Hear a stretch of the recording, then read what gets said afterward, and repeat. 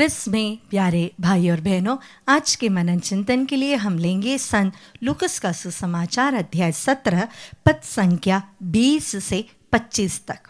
आइए हम वचन पढ़े। जब फरीसियों ने उनसे पूछा कि ईश्वर के राज कब आएगा, तो ईसा ने उन्हें उत्तर दिया, ईश्वर का राज प्रकट रूप में नहीं आता। लोग नहीं कह सकेंगे देखो वह यहाँ है अथवा देखो वो वहाँ है, क्योंकि ईश्वर का राज तुम्हारे ही बीच है।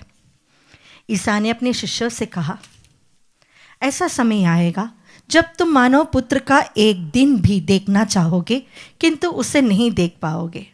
लोग तुमसे कहेंगे अथवा देखो वह वहाँ है, तो तुम उधर नहीं जाओगे, उनके पीछे नहीं दौड़ोगे। क्योंकि जैसे बिजली आकाश के एक छोर से निकलकर दूसरे छोर तक चमकती है, वैसे ही मानव पुत्र अपने दिन प्रकट होगा।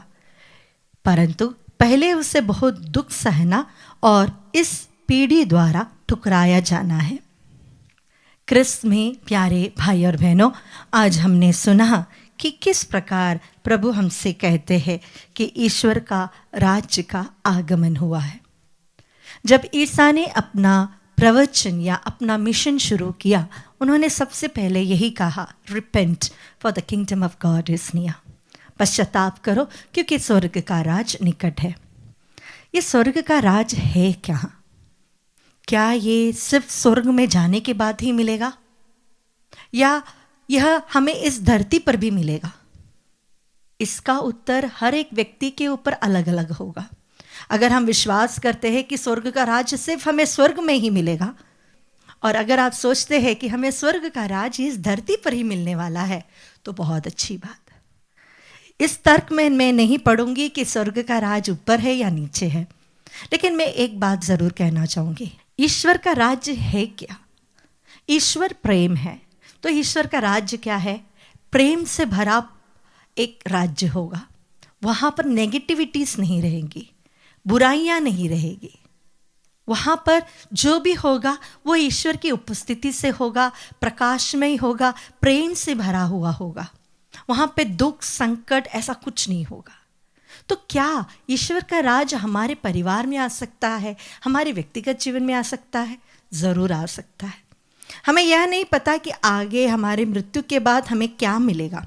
हम विश्वास करते हैं कि हम स्वर्ग में जाएंगे, और जिस प्रकार वचन हमें सिखाता है, हम ईश्वर पिता को देखेंगे, हम वहाँ पर स्वर्गदूतों संतों को देखेंगे, हम यीशु को देखेंगे, सबको देखेंगे, वहाँ पे बहुत अच्छा होगा। ये हमारे मृत्यु के बाद की घटना है। लेकिन प्रभु हमसे कहते हैं ईश्वर का राज्य का आगमन हो चुका है। इसका मतलब यह है कि प्रभु यीशु हमारे जीवन में आ चुके हैं। ईश्वर का प्रेम हमारे हृदय में उमड़ पड़ा है। हमारे परिवार में, हमारे व्यक्तिगत जीवन में हमें इस ईश्वर के राज्य की स्थापना करनी है। अगर हमारे मन में गुस्सा हो, हमारे मन में नेगेटिविटीज़ हो, अगर हम लड़ते हैं झगड़ते हैं, क्या परिवार में शांति होगी? क्या परिवार में प्रेम होगा? अगर हमारे परिवार में ऐसे लोग हैं जो बहुत ज़्यादा पीते हैं, नशे की आदत में हैं, गलत रिश्तों में हैं, तो क्या हमारे परिवार में ईश्वर का राज्य है? नहीं। ईश्वर का राज्य ईश्वर की उपस्थिति से, ईश्वर के प्रेम से भरा हुआ है। हम ये ना कल्पना करें कि मृत्यु के बाद ही हमें वह मिलेगा। हम ऐसा सोचें कि एक दिन, हर एक दिन हमें ईश्वर के राज्य में जीना है, उसके लिए जीना है।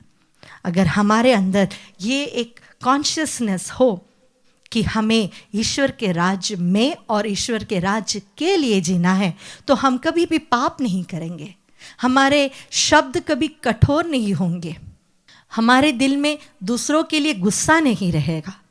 आइए हम कोशिश करें कि ईश्वर का राज्य हमारे अंदर हो, हमारे परिवार में हो, हम जहाँ रहते हैं उस समाज में हो। लोग आपको देखकर कह सकते हैं, अरे ये इंसान तो बहुत अच्छा है, ये कोई लड़ता नहीं, झगड़ता नहीं, नशा नहीं करता।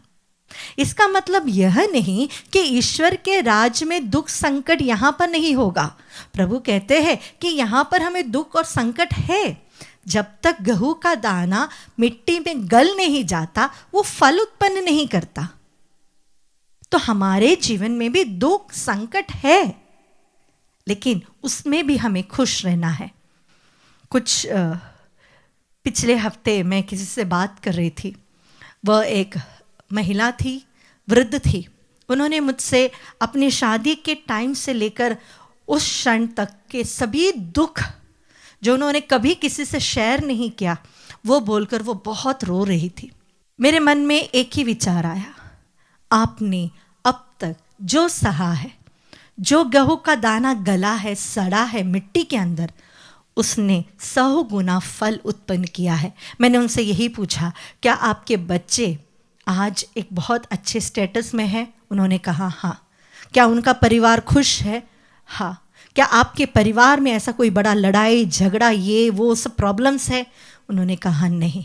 मैंने उनसे यही कहा, जो बीज, जो गेहूं का दाना सड़ गया है वो आप हो। आपके कारण कई हजारों लोग, आपके पास आस पास में रहने वाले कई लोग आपके द्वारा आशीष पाए हैं, और वही ईश्वर का राज्य है। आइए हमारे जीवन के दुख संकट को भी प्रभु को समर्पित करते हुए प्रभु से कहे, ये गेहूं का दाना गलने के लिए, सड़ने के लिए तैयार है, लेकिन प्रभु 100 गुना फल सबको देना।